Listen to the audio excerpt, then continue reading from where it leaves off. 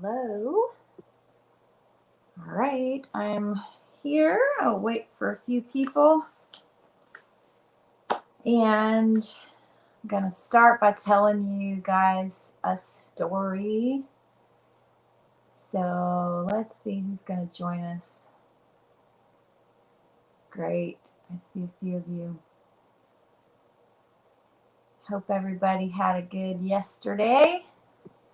And excited about heading into a long weekend. I love long weekends and we get an extra day. And then after the long weekend, on Tuesday is Mr. Wonderful's birthday. So we're going to be celebrating him. I'll remind you so you can give him some kind words too. That always means a lot to him. Okay, so here's a story that I want to start with. And this is a fun one, and there's a reason for it that I'll tell you afterwards. So the girls, I always remember things by about how old the girls were. There's a 10-year spread between my oldest and my youngest. And I think the youngest was probably about 5.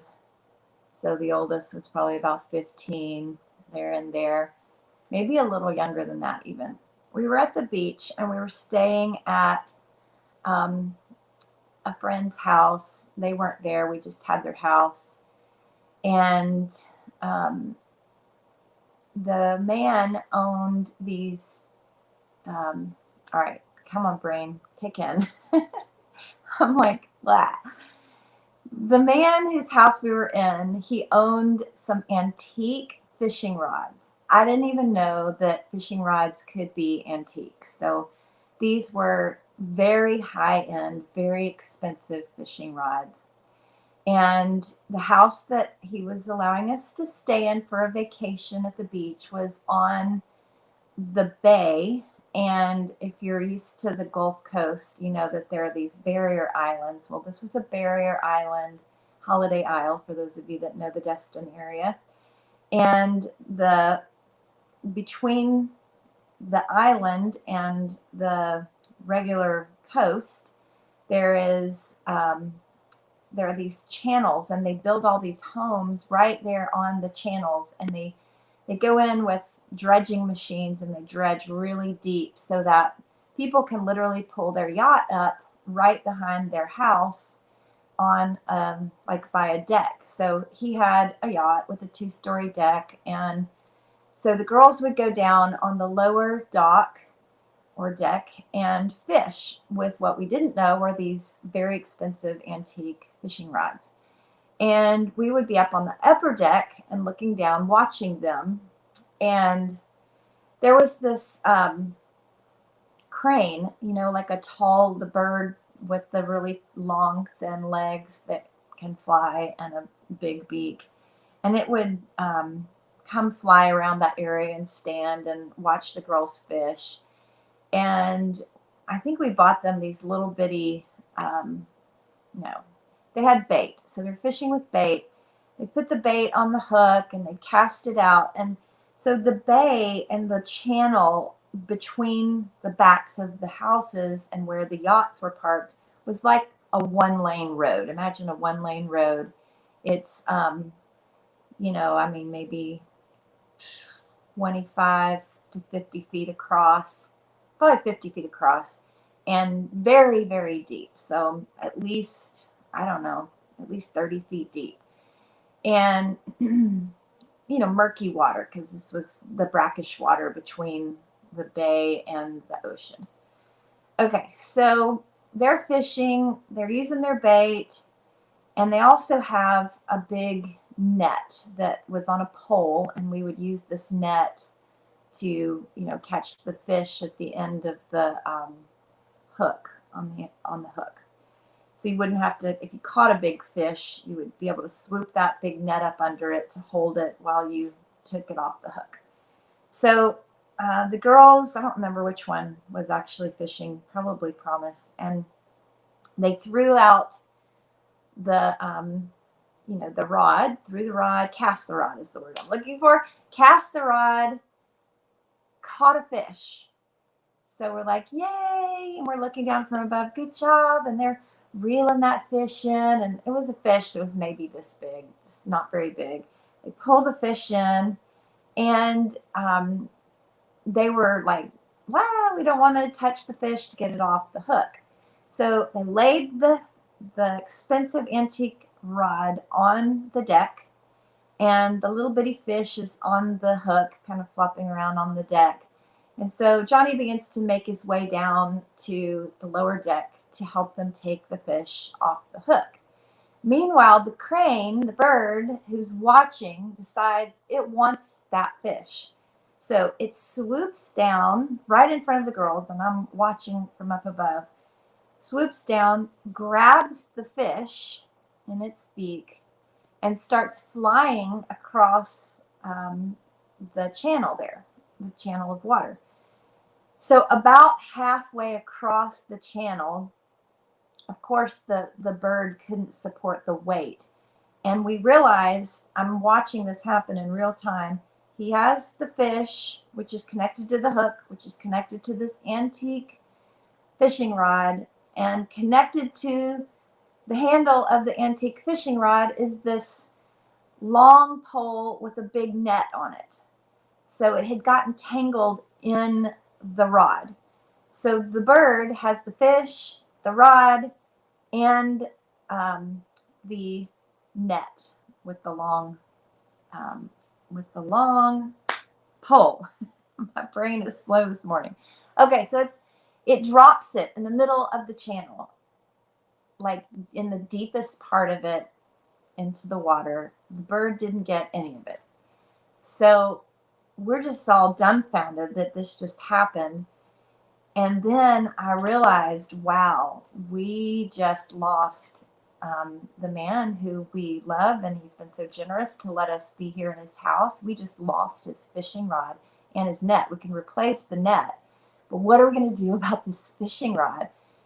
I mean, literally, we went to the Yellow Pages at the time. There were no other way to look up numbers. Google was not a part of our lives.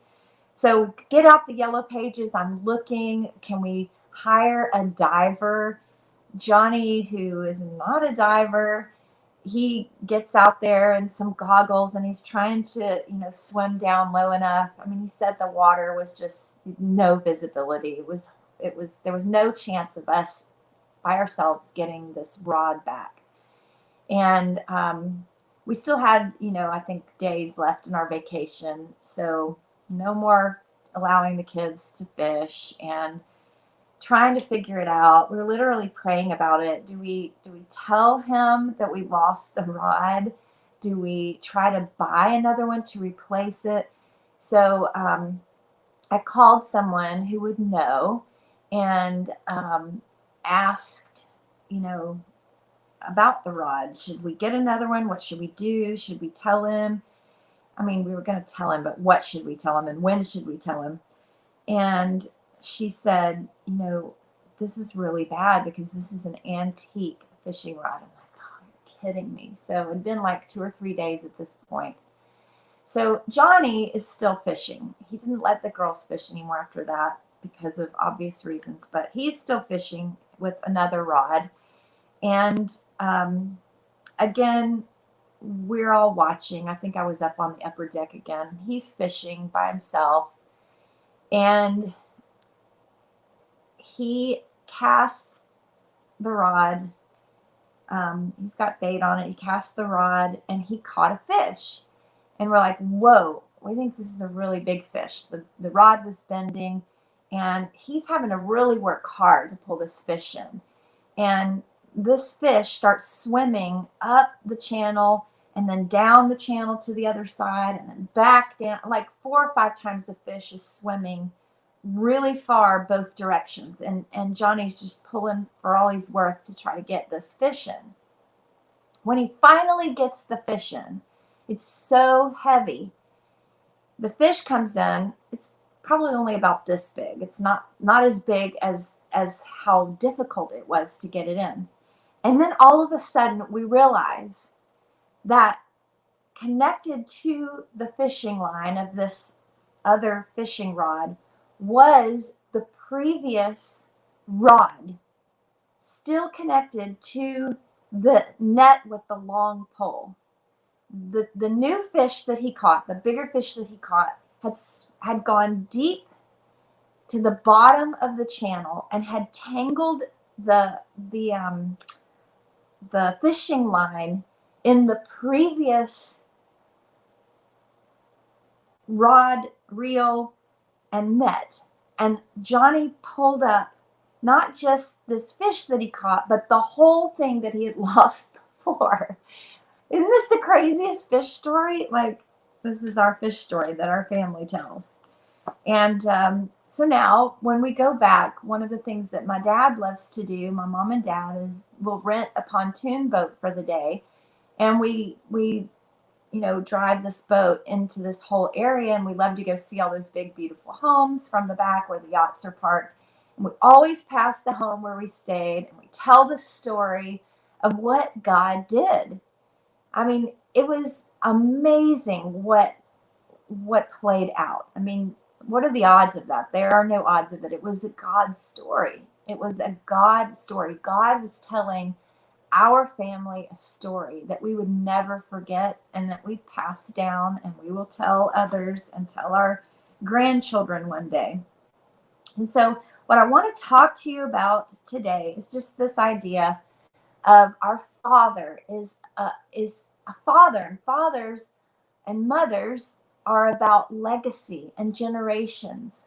And when a father and a mother are in a position of having a healthy perspective of life and family, they think legacy, they think inheritance, they think heritage, they think, what have I received that I can pass on?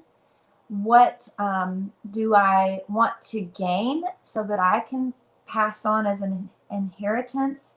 How do I steward what was given me? How do I teach the next generation to steward what is being given to them?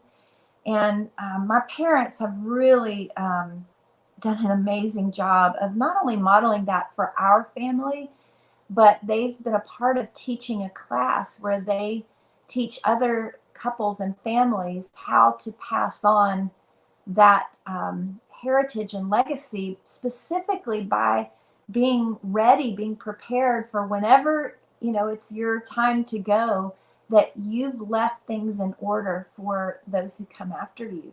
My parents, who are not going anywhere anytime soon, they have shown us a whole set of documents and notebook.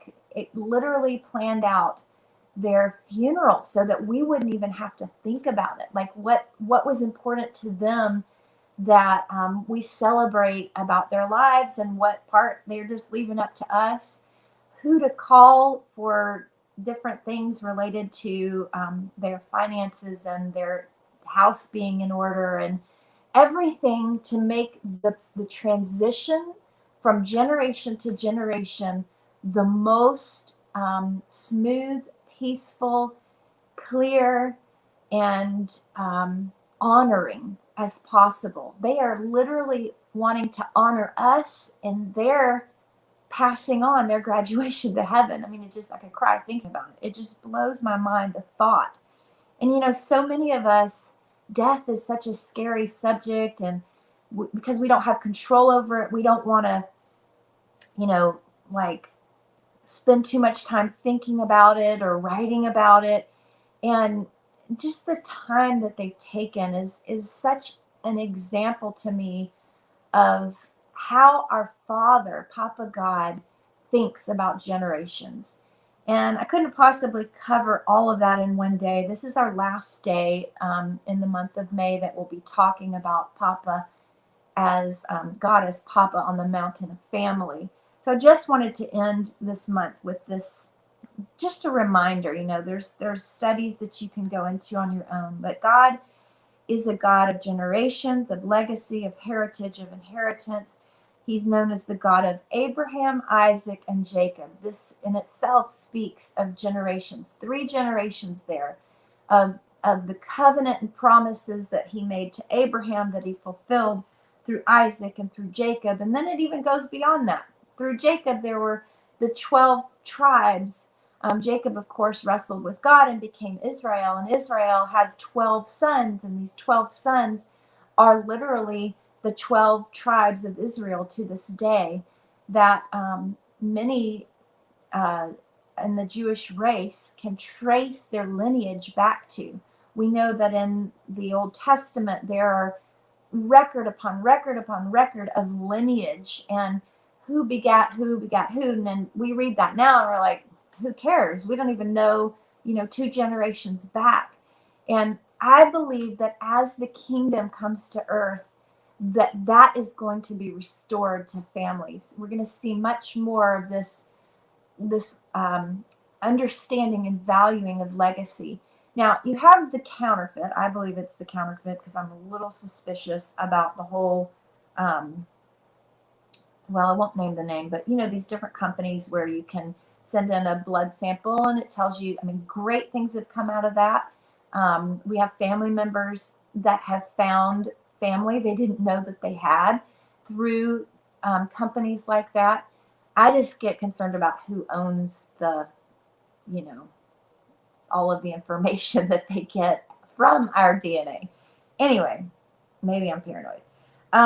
But I believe that knowing more about those who came before you is going to become more and more valued to us.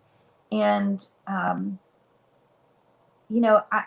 I want everything that I say right now to be on the backdrop of, if you don't have, there are many people that don't have any more living family.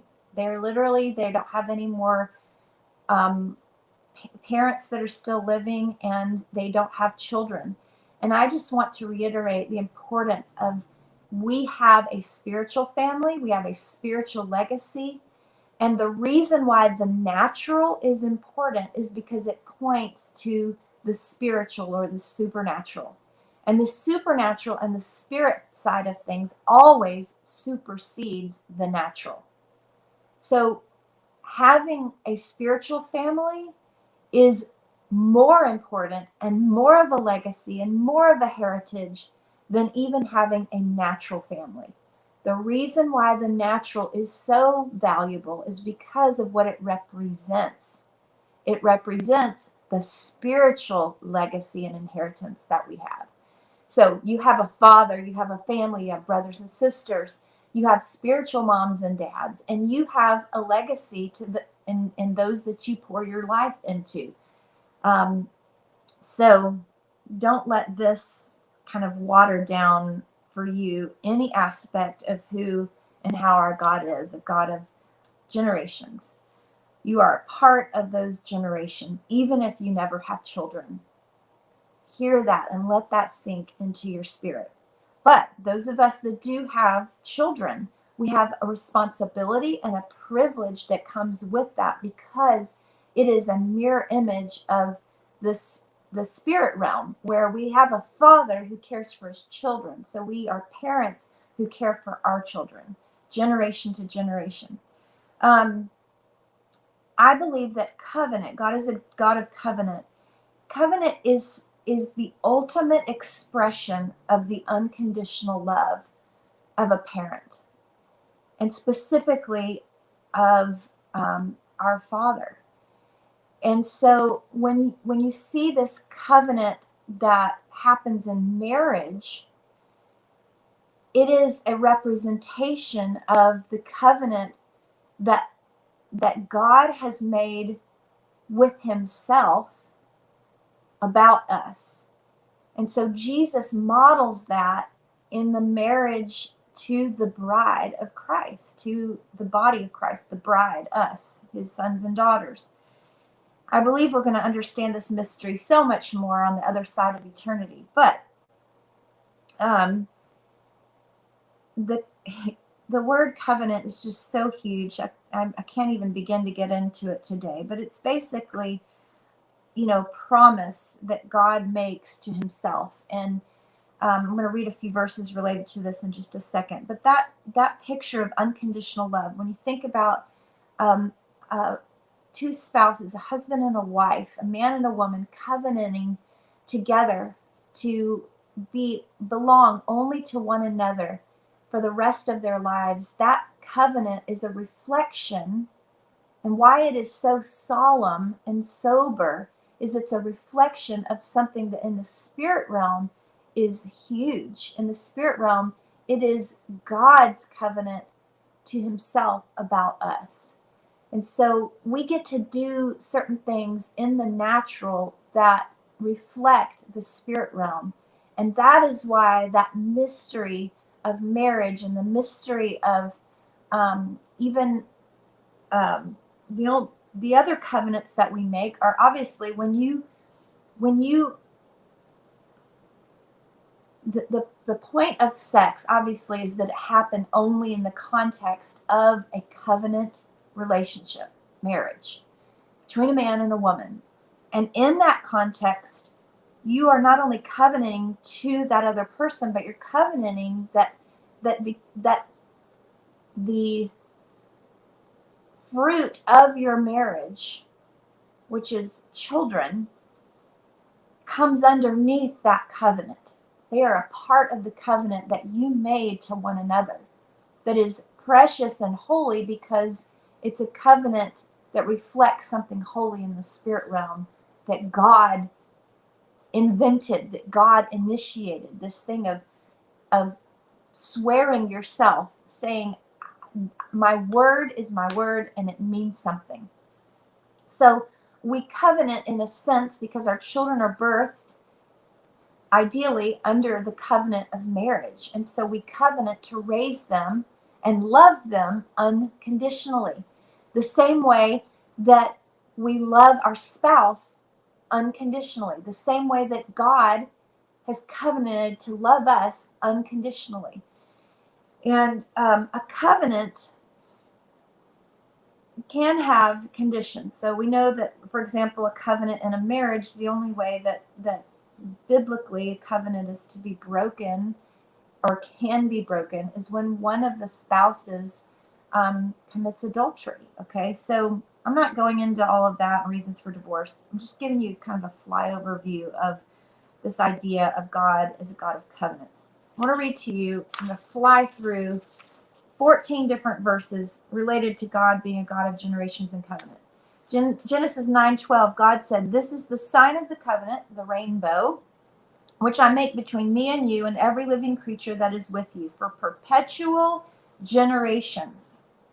Genesis 17:7, "I will establish my covenant between me and you and your descendants after you in their generations for an everlasting covenant to be God to you and your descendants after you."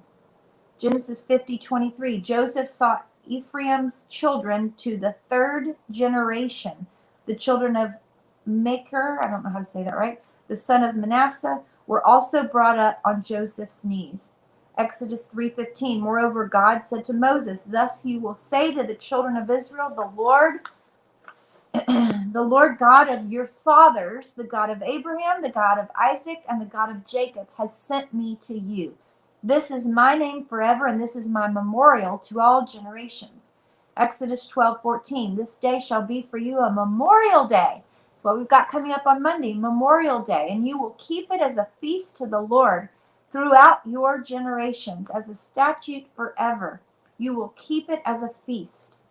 Leviticus 23:43, "Your generations may know that I made the people of Israel dwell in booths when I brought them out of the land of Egypt. I am the Lord your God."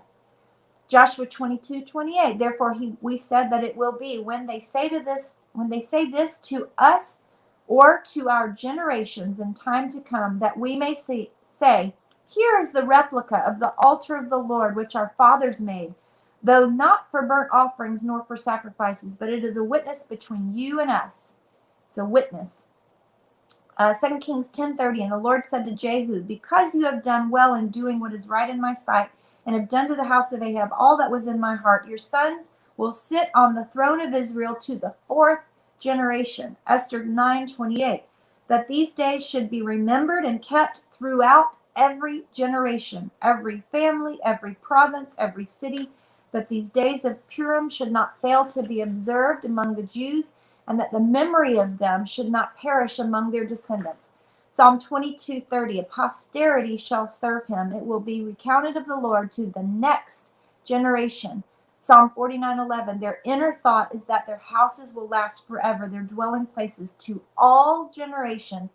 They call their lands after their own names. Psalm 78:4, I'm almost done. We will not hide them from our children, telling to the generation to come the praises of the Lord and his strength and his wonderful works that he has done.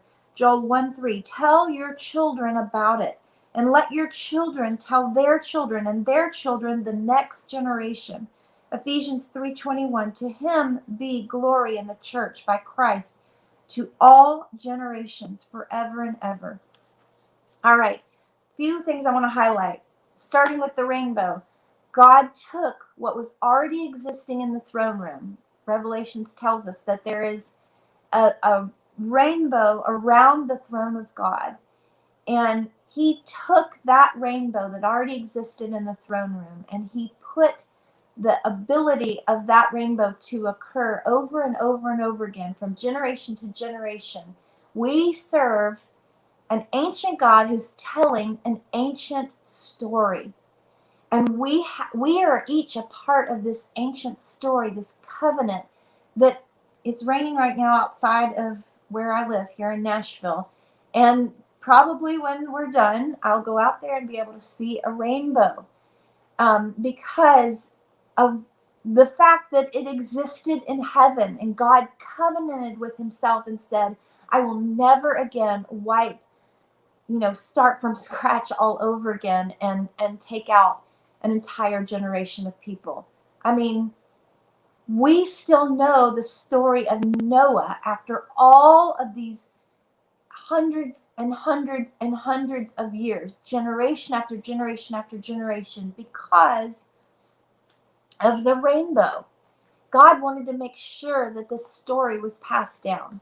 My point with that is that God is telling a story. We're each a part of the story. We each have stories to tell. Stories are part of the narrative, part of the generation.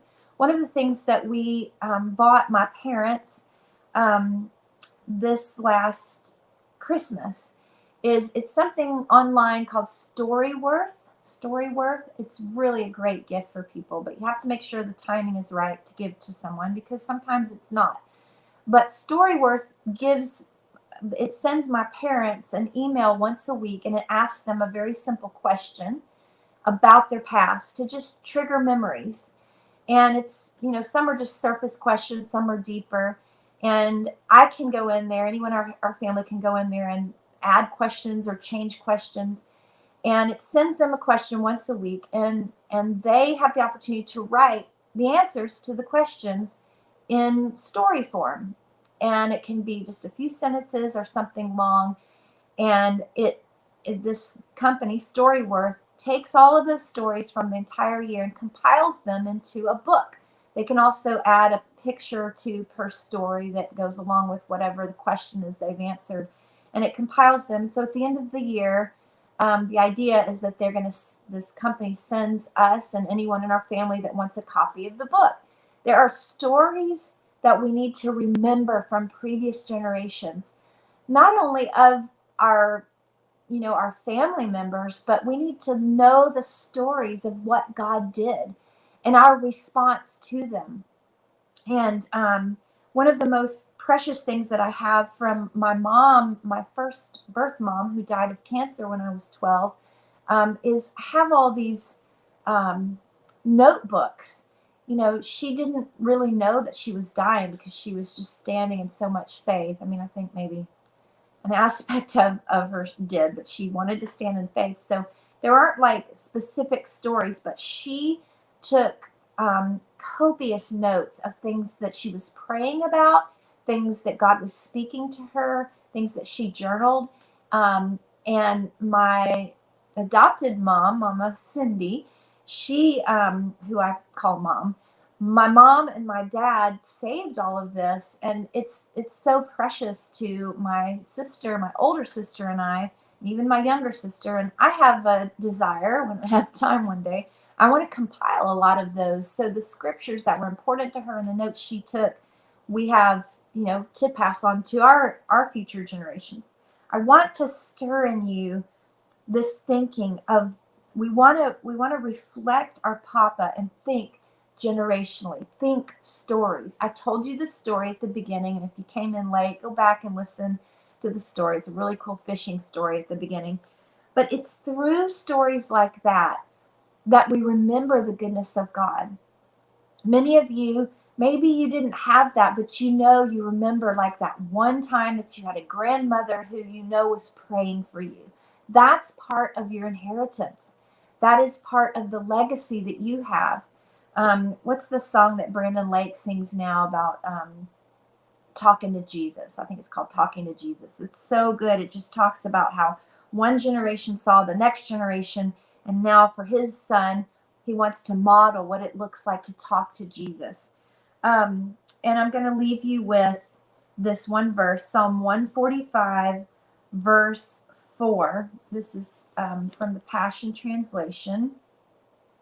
Generation after generation will declare more of your greatness and declare more of your glory. I love that. More of your greatness and more of your glory. When you see evidence of his greatness and you see evidence of his glory, remember it. Write it down. Pass it down to the next generation. Tell the stories. This may sound like a rant or a side thing, but TikTok and Reels and this short, quick 20-second sound bites, it literally is wiring the next generation's brains to have no attention span whatsoever. And evidently, statistics show that quick move on to the next information, move on to the next picture, move on to the next thing, that actually produces a dopamine rush in our brain that feels good. And if you do that even late at night, it actually keeps you awake. It stimulates your brain like in a way that other things can't and don't. And it doesn't allow you, especially as a young person, to allow your brain to develop to have deeper thoughts, longer conversations, a long attention span, and it's really damaging. And I believe that the one of the reasons the enemy wanted to come in that way against the younger generation, every generation has things it has to overcome, but this is something significant that our young people are going to have to overcome, because it undermines their ability to hear the longer stories from the older generation. It undermines their capacity to think long term. It really does. It's a serious, significant thing. And as an older generation, we're not going to judge it. We're going to ask God for the solutions, and we're going to pray and declare their freedom from it. Because the generations before us that looked at us when we were young, they saw the things that we were going to have to overcome, and they prayed us through it. They prayed us through it. We need to pray the younger generation through the things, not judge them, but pray them through it and bring truth as we can to the areas that they need to hear truth of what is holding them back. And we're having to learn to tell our stories quicker. We're having to meet them in the midst of where they are. I can think of all kinds of examples of how that was done for our generation and the things that we were hung up on, but I won't go there right now. We're way out of time. So the songs that I have for you, I have 2 songs for you today. God of Generations by Jonathan and Emily Martin. God of Generations by Jonathan and Emily Martin. Such a sweet song. I had actually never heard of them, and I saw they have a bunch of other songs, so I'm excited about hearing some of their other music now that I found this song. And then Steffany Gretzinger has an amazing, sweet, powerful song called No One Ever Cared for Me Like Jesus, and it is also speaking into this generational perspective. No One Ever Cared for Me Like Jesus by Steffany Gretzinger. All right, so both of those songs, the scripture, everything, if you watch on YouTube, you have to look right underneath the video where there's a little tiny arrow that's pointing down. Click on that arrow, and down will come a description of everything that I just told you. That's where you find the names of the songs. Some people ask and they don't realize that that description is there. So click on that. On Facebook and on Instagram, it's in my post or in the title part. All right. I'm going to take Monday off as Memorial Day. And I love that also about God, that he is a God of feasts and celebrations, and feasts and celebrations help us remember. Birthdays help us remember things we love about that person. You know, our American holidays, those are important because they root us and ground us to our history, and we're seeing more than ever the importance of that. And we do need a better, proper perspective on history as it relates to minorities and things that were written out of history that we need to remember, but we also need to remember the things that we've overcome and things that we have improved in our generations. And so I think there's room for more feasts, more celebrations, more days to remember, those to be added to our traditions.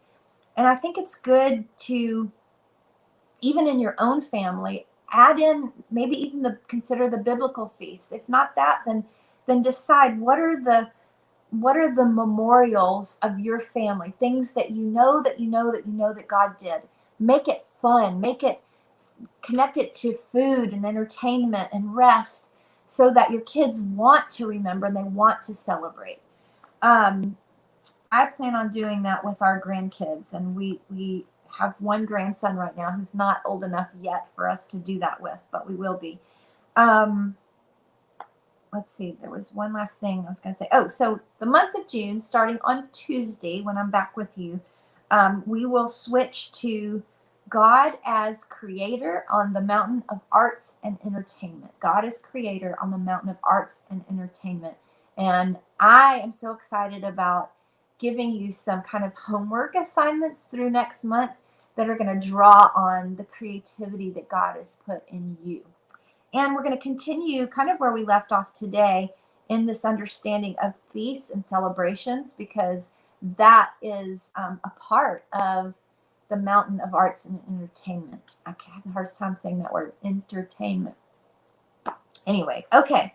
Lord, we thank you for this month of just getting to feast on who you are as our Father and Papa. And would you just water those seeds and solidify the ground that we've taken in our hearts and our lives this month as we've focused on who you are as a good, good Father.